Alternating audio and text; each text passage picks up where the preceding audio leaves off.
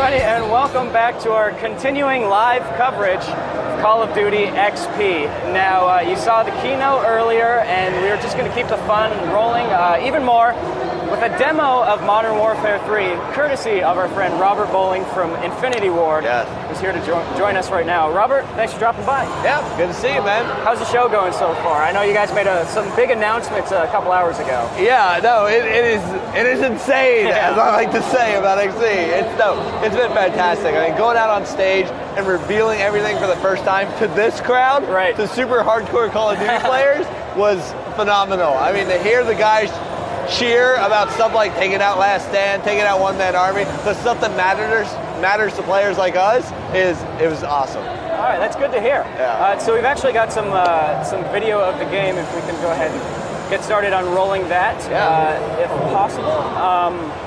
So yeah, while we're on the subject of sort of like fan feedback, I know you're very deeply involved with the community. I am, yeah. I imagine that played a pretty big role in the development of Modern Warfare 3, right? Yeah, it plays an essential role. I mean, we are reading everything that comes in. I get hundreds and hundreds of messages on Twitter every day. I'm reading every single one of them. We're looking at what people are saying on the forums. What our fans think of the game plays into every aspect of how we develop the game. I mean, you will see things in the multiplayer footage that I know people on Twitter right now will be like, I sent him that 6 months ago. I ran into a guy in the bathroom who was like, hey, I see that you put Delta Force kill streak in the Spec Ops Survival. I sent you that, like, whatever. And I'm like, he's like, how probable is that was actually my idea? I was like, it's very probable. I mean, stuff like, you don't see it here yet, because so right now he's calling it a Predator missile. But like things like the ability to scroll through your stacked kill streaks is something that came directly from fan feedback out of Modern Warfare 2. Because when people had multiple kill streaks unlocked, they wanted the ability to choose which one they call in first. Right. So we've incorporated that into the game. You'll also notice in the lower right-hand corner when the HUD's up, that you actually see your points as you get points to the next point streak. You actually see them as they unlock. So at a glance, you can easily see how close you are to your next point streak, which is, again, something that came in from community feedback. It's something they wanted to see. Like, so you see it on the right-hand side. We have a little ticker counter, and then the 3 icons of what kill streaks you have selected. Now, you guys made a pretty significant change with these strike packages. Yeah. How did this idea come about?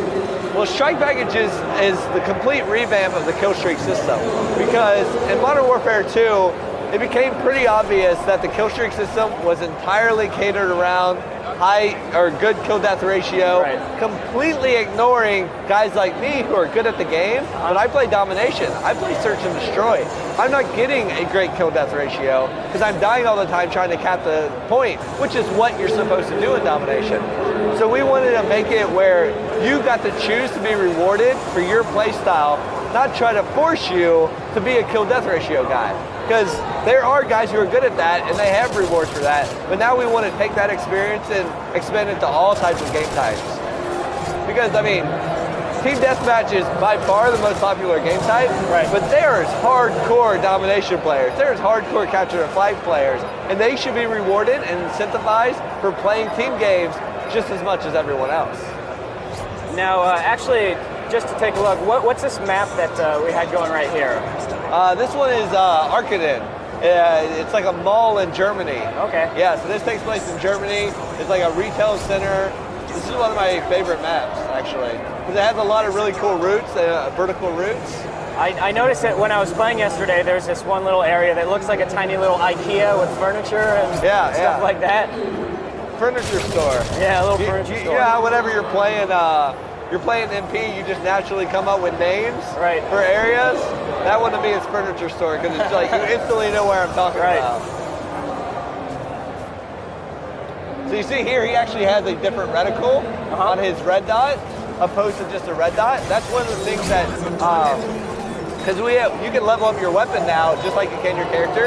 And when you level up each weapon individually, you unlock new attachments, new camos, weapons proficiencies.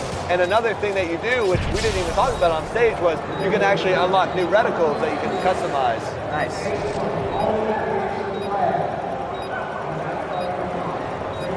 So those weapon proficiencies that you mentioned before, that's sort Yeah. of a new feature, right? Yeah.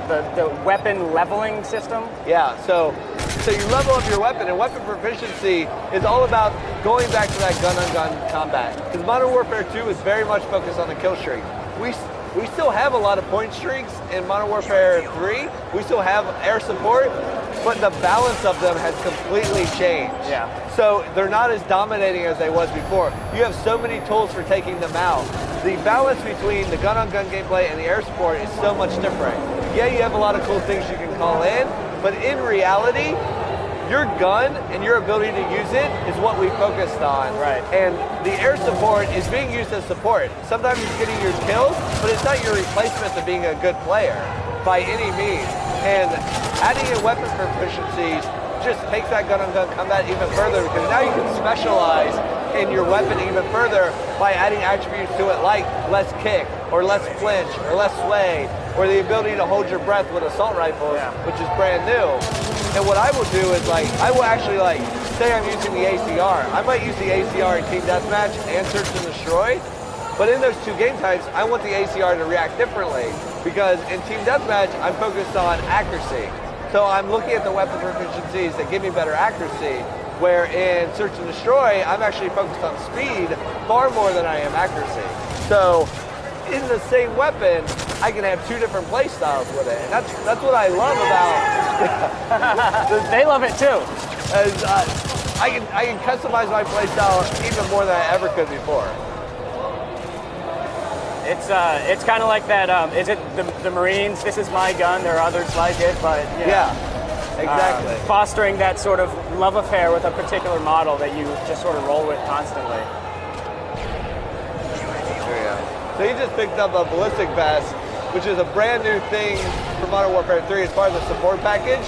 And it's that thing that allows you to not only become a better player, but allow your team to have become better as a whole. Like, I'll actually use ballistic vest when we're playing domination. I'll call it in, I'll throw it out to the guy I know who's going to go in and try to cap the point, allowing him to have a better chance of survival, rather than worrying about me, because if I'm going to be defending, I don't need the ballistic vest. He's the one who's going to need it.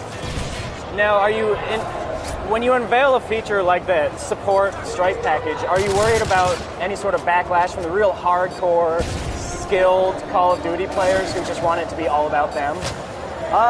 No, because Modern Warfare 3 is about balancing that out and allowing you to customize the experience. So this is allowing you to have multiple styles of play. Right. And that is good for the skilled player, because now he has different tactics that he has to encounter and overcome.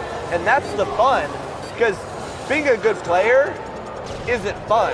It's being a good player and coming up against new challenges that's fun. Yeah. It's the challenge that makes the game rewarding more than anything. Yeah. And in fact, the skilled guy only benefits from the other guy who's not so good at the game, who isn't going to earn like the Predator strike, but will earn like the ballistic vest drop. So it's sort of like in the super hardcore player's advantage. Yeah, because that guy no longer is like just trying to get helicopters and things like that. So here, this is, I believe, the Resistance map. Is that right? Yeah, this is Resistance map. It's there's a lot of really tight routes. It takes place in Paris. This one I love about calling it another Predator. This guy loves Predator missiles. So this one, to me, it has a lot of really long sight lines up the major streets, but then it also has like the cafes and the apartments that you can cut through that are super close quarters. So in this one, I actually like to use the new dual scope feature. So dual scope is an attachment, but to use it, you actually have to have the two attachments weapon proficiency, which balances out a little bit because it forces you to use up the proficiency just to get it. And what the dual scope is, we've shown it in single player before, but in multiplayer on the assault rifles, it's like an EOTech for close range, and then you can fold up a magnifying scope. But then there's actually a different style for SMG as well, which is actually two sights on top of each other, and the only thing that changes is which one you look at when you ADS. So you just hit like left on the D-pad, switch over to it, and you're good to go. Now, I believe, if I'm not mistaken, as soon as we go back, this is a new gun, right? A new submachine gun? Yeah, this is a new submachine gun, which is one of the better submachine guns in my opinion. And it has an awesome reload animation with pulling out the canister. But no, it's really lightweight, really fast use. Especially if you put reduced sway on this. Oh yeah? Oh, it's good. Oh, nice.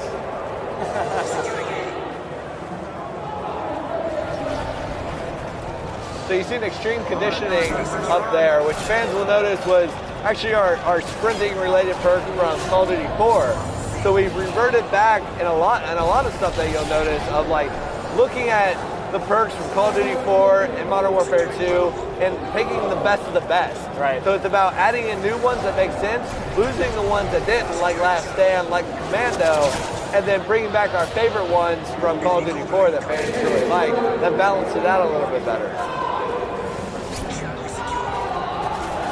Now, all of the multiplayer maps, we should mention, are playable in Spec Ops. Yeah. Right?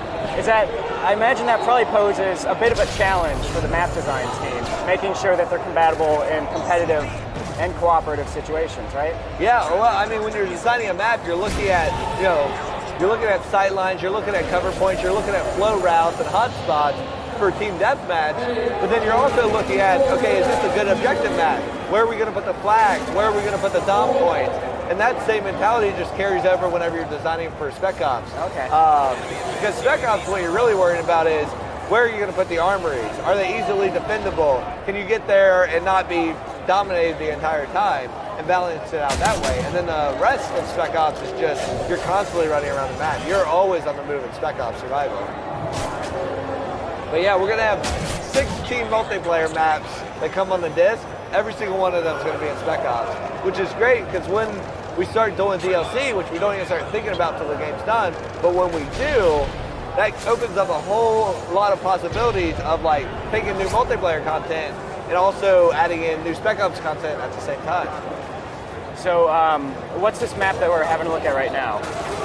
This one is Underground. Underground? So it takes place in London in a tube station.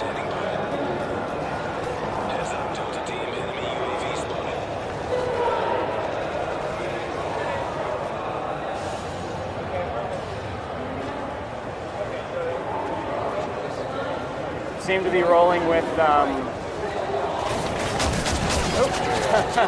As you can see, that shotgun was a horrible choice for close range, for long distance.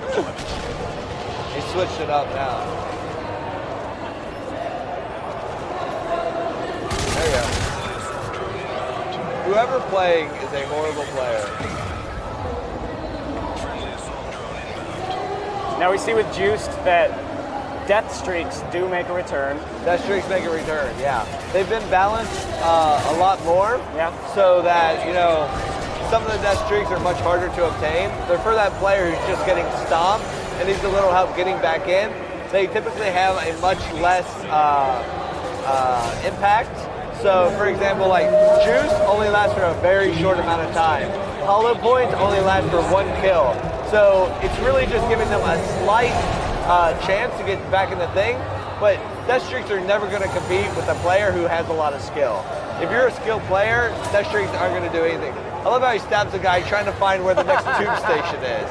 What a heartless bastard. He's just trying to get to trying to get Victoria home. Station. He's just like, I don't know. it's hard enough to figure out the tube system. Right. You're going to stab a guy for doing it. I don't know. Do I take the circle line? Do I take the northern line? I don't know. I'm just looking at the map. Oh, I got stabbed.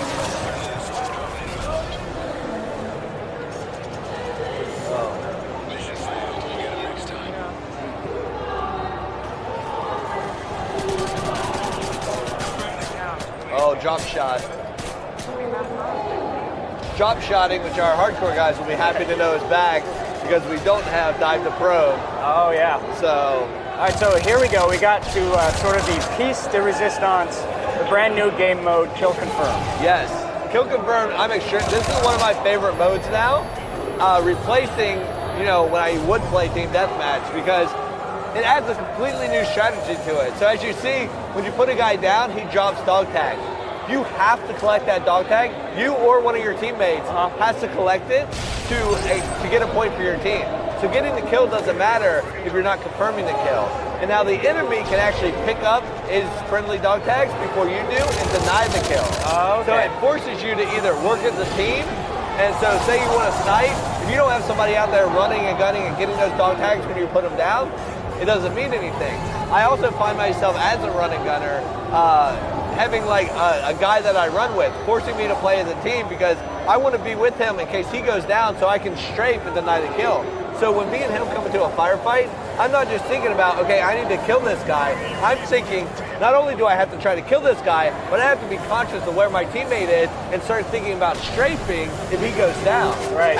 Adds a complexity to the whole mindset of playing team deathmatch.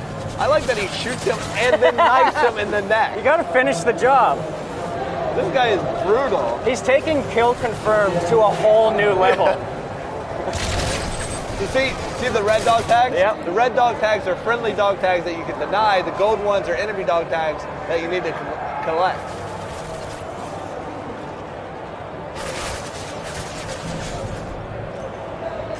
So you're noticing here, he's actually getting pelted by air support. And you notice how many hits it actually takes for air support. That shows a little bit of the balancing that we did, so air support's not so dominating. Interesting. Air support's all about being that support tool. When our trailer went online earlier today, I was seeing a lot of feedback on Twitter of people freaking out because they hear me say it's back to gun on gun, it's focused on that, and this is showing off how we balance it out a lot. Nice.